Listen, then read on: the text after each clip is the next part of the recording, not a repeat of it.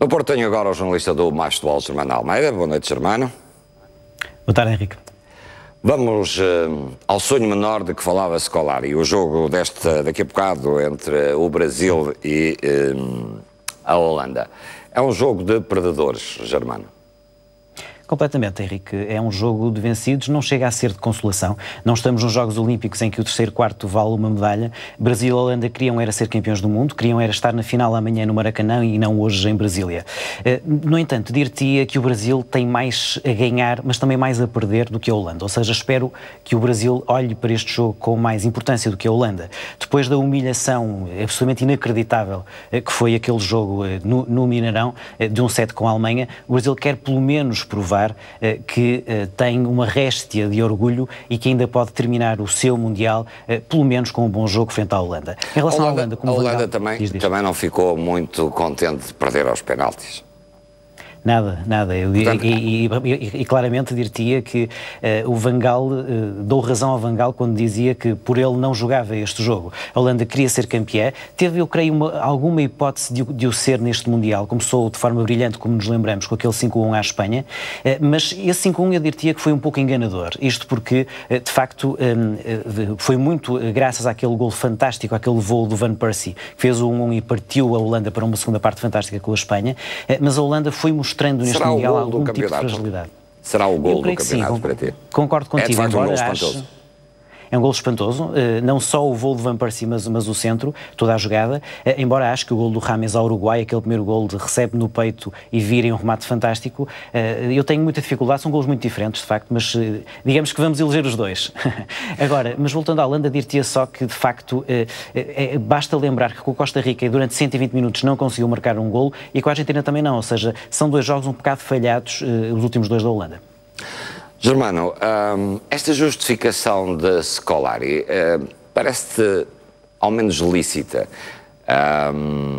No fundo, ele transmite a ideia de que por ele tudo foi feito e depois tem ao lado o capitão da equipa a dizer que a culpa é dos jogadores.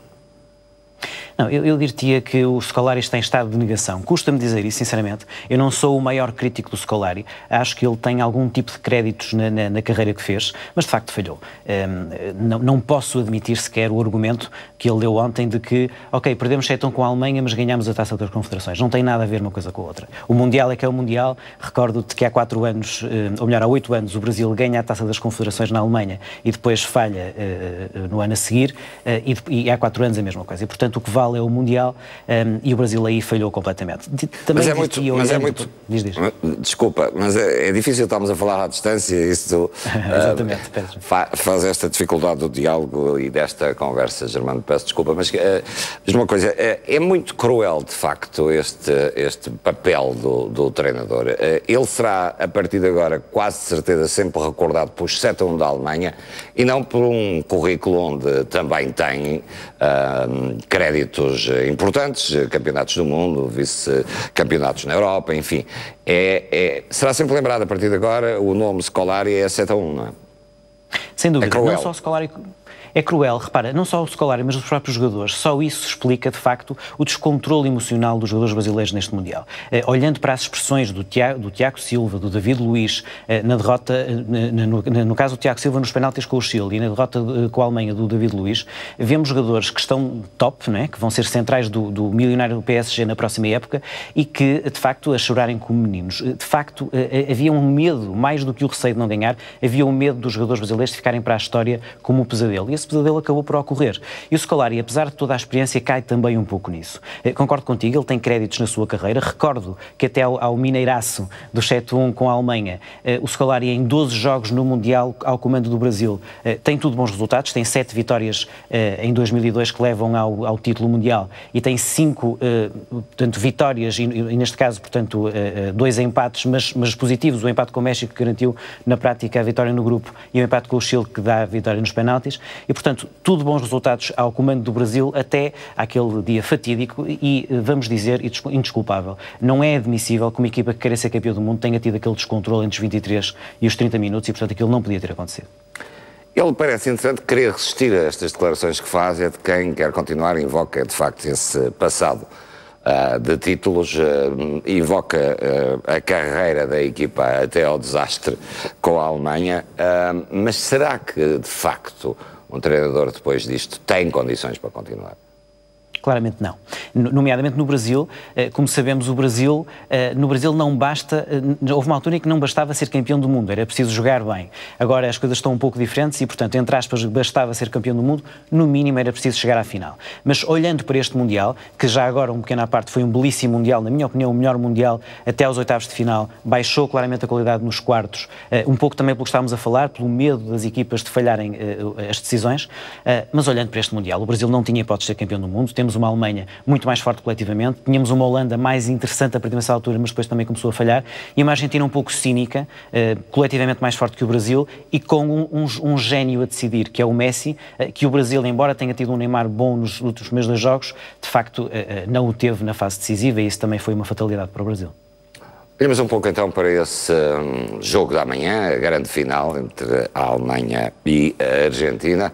Há favoritos? Sim, claramente eu creio que a Alemanha é favorita, embora te diga que não me parece tão favorita como estão a dizer.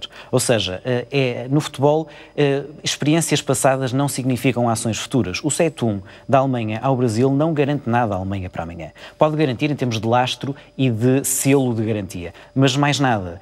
E olhando para o registro da Argentina neste Mundial, é um registro, como há pouco disse, um pouco cínico. Nos 6 jogos que a Argentina faz até esta final, não há uma única grande exibição. Mas a verdade é que há 5 vitórias e um empate que acaba por ser vitória com os penaltis, não é? Parece sempre com o Messi a decidir. Parece o que é hábito na Itália. Não se vai mostrando muito, mas vai conseguindo passar à frente. É uma Argentina um pouco italiana nesse aspecto, concordo contigo. E, portanto, dir-te-ia que a Alemanha terá 53-47 sem Di Maria, mas com Di Maria a Argentina só para uns 49%, ou seja, tem um Messi genial e tem um Di Maria que com Messi, enfim, eu não colocaria de parte uma hipótese de um Maracanã amanhã a ser decidido por Messi e Di Maria para desespero dos brasileiros que vão estar pela Alemanha. A Alemanha, no entanto, será um pouco o gênio de Messi versus a solidez coletiva da Alemanha, com de facto, na minha opinião, 2 jogadores deste campeonato, que é o Kroos no meio campo e o Müller na frente. Muito bem, quanto ao árbitro deste encontro, Nicola Rizzoli, um italiano, para esta escolha adequada, em detrimento, por exemplo, do árbitro português, em que tínhamos a esperança de ao menos chegar à final? Sim, repara, a decisão do árbitro é sempre uma escolha difícil para a final. Há aqui algum tipo também de circunstâncias que têm a ver com as equipas que chegam à final. A partir do momento em que Portugal não passa à primeira fase, o Pedro Proença tinha algumas hipóteses. O Pedro Proença faz 2 excelentes primeiros jogos, mas depois nos oitavos de final com a Holanda-México não lhe correu completamente bem. Foi um jogo extremamente difícil de dirigir, com vários lances polémicos, como te lembras. Na minha opinião, ele decide bem o lance mais difícil, que foi a situação do Robben. Na minha opinião é penalti, mas não é claro. Como te lembras, houve uma reação terrível do selecionador mexicano. Que disse... Aparentemente há algum equívoco quando o próprio Robben se diz que mergulhou, não é? Mas afinal não terá sido naquele lance, terá sido um outro. Exatamente, ele estava-se a referir a outro lance. Seja como for, foi um jogo de grau de dificuldade muito elevado. Pedro Proença tem excelentes notas nos primeiros 2 jogos e tem um jogo muito difícil esse terceiro jogo. No entanto, aquilo que terá decidido, creio, terá sido a regularidade do Nicola Rizzoli até aqui, embora também me pareça um pouco estranho que a Argentina, chegando à final, o Nicola Rizzoli apite 3 jogos da Argentina, não me parece muito saudável. Acho também que houve aqui um certo equilíbrio. Pouca gente já se lembrará, mas do mesmo modo que agora se optou pelo Nicola Rizzoli, o Pedro Proença, naquele super ano que teve em 2012 em que apita a final do Euro e a final da Champions, também não foi normal. Numa das vezes ele beneficiou do facto da Itália ter chegado à final do Euro, e porque aí, se não fosse assim, possivelmente teria sido o Nicola Rizzoli a apitar a final do Euro, e agora terá esta vantagem, embora sejam instituições diferentes, a FIFA e a UEFA. Seja como for, o Pedro Proença só tem a orgulhar-se por ter tido, de facto, há 2 anos, esse feito quase inédito de apitar a final da Champions e a final do Euro, e tem uma bela carreira na mesma, não é pelo facto de não apitar agora a final que não o terá. Germano, uma última questão, e tem a ver com o jogo da manhã e tem a ver com os brasileiros, com a torcida brasileira. Eterna rival é a Argentina. Nesta altura há um trauma com a Alemanha. Como parece que o público brasileiro vai reagir a este encontro? Não tenho dúvidas que vão torcer pela Alemanha. Eu cito o Gary Lineker, de quem gosto muito de ler, é quase tão bom comentador como foi jogador em campo, e ele escreveu há bocado no Twitter, ou ontem, que, há 100 mil argentinos neste momento no Rio de Janeiro, mas há quase tantos alemães, não são alemães, mas são brasileiros que vão torcer por eles. Muito bem. Germano, muito obrigado pela prestação aqui neste noticiário das 7 da tarde na TVI 24, a propósito quer do jogo de daqui a bocado entre o Brasil e a Holanda para decidir o 3º e o 4º lugar do Campeonato do Mundo, que também uma antevisão possível da final de amanhã entre a Alemanha e a Argentina. Obrigado.